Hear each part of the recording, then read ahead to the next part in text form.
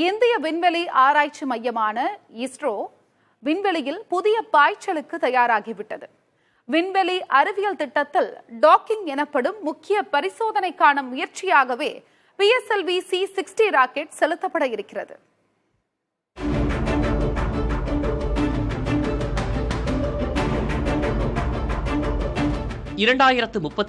ஆண்டுக்குள் விண்வெளியில் ஆய்வு மையத்தை நிறுவ இந்தியா திட்டமிட்டுள்ளது. அதற்கு முன்னதாக விண்வெளியில் விண்கலன்களை ஒருங்கிணைக்கும் ஸ்பேஸ் டாக்கிங் பணிகள் மேற்கொள்ளப்பட உள்ளது. இதற்காகத்தான் PSLV C-60 ராக்கெட்டின் பயணத்தை விஞ்ஞானிகள் வடிவமைத்துள்ளனர். இந்த முயற்சி இந்தியாவின் ககன்யான் திட்டம் மற்றும் எதிர்கால விண்வெளி ஆராய்ச்சி நடவடிக்கைகளுக்கு முக்கியமான அடிப்படையாக அமையும் என கூறப்படுகிறது.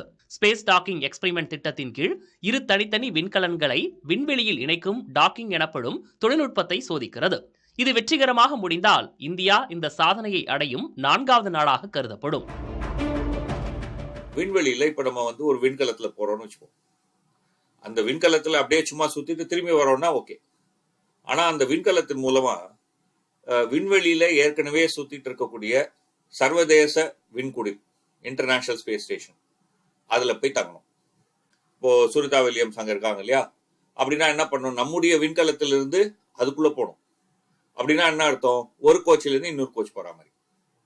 அப்போ ரெண்டுத்தையும் இணைக்கணும், அதாவது ரெண்டு விண்கலத்தையும் இணைக்கணும். ரெண்டுத்துக்கு நடுவுல ஆட்கள் போய் வருவதற்கான ஒரு பாதையை உருவாக்கணும்.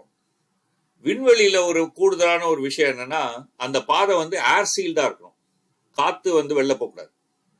காத்து வெளில போச்சுன்னா ரெண்டு விண்கலத்துல இருக்கக்கூடிய காத்து வெளில போயிடும். ஏன்னா விண்வெளி வெட்டிடும் இல்லையா, உறிஞ்சி இழுத்துரும். அதுக்கப்புறம் ஒன்றும் பண்ண முடியாது. அப்போ சேரும் போதே சீல்ட் ஆயிடணும். அந்த மாதிரியான ஒரு இணைப்பு தேவை. அந்த இணைப்புக்கான பரிசோதனையை தான் செய்ய போறாங்க. அதுக்காக 2 விண்கலங்களை சோதனையா விண்ணில் அனுப்புறாங்க. மைக்ரோசாட் வெறும் 220 கிலோ தான். இதுல ஆள்லாம் போக மாட்டாங்க. ஆள் இல்லாம தொழில்நுட்பம் வேலை செய்யுதா அப்படின்னு பரிசோதனை செய்யக்கூடிய பரிசோதனை.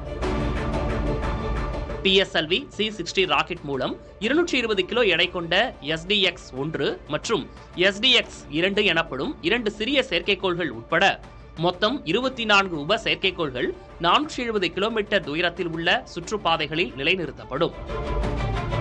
நம்ம இங்கே அனுப்புற அந்த விண்கலம் இருக்கு இல்லையா, காலியா அனுப்புவாங்க. அந்த காலியான விண்கலம் விண்ணில சுத்திட்டு இருக்கும். அடுத்து இன்னொரு காலியான விண்கலம் அனுப்புவாங்க. அது இதுல போய் சேர்ந்துக்கும். ஒரு ரயில் கோச்சோட இன்னொரு ரயில் கோச்சை சேர்த்தா பெருசாயிடும் இல்லையா, அது மாதிரி விண்கலத்தை சேர்த்து சேர்த்து சேர்த்து நீங்க பெரிய இடம் அதுல 4-5 பேர் பல நாட்கள் தங்கி இருந்து வேலை செய்ய முடியும். அப்படிதான் அமைக்க முடியும். அப்ப அப்படி செய்யணும்னாலும் இந்த டாக்கிங் வேணும்.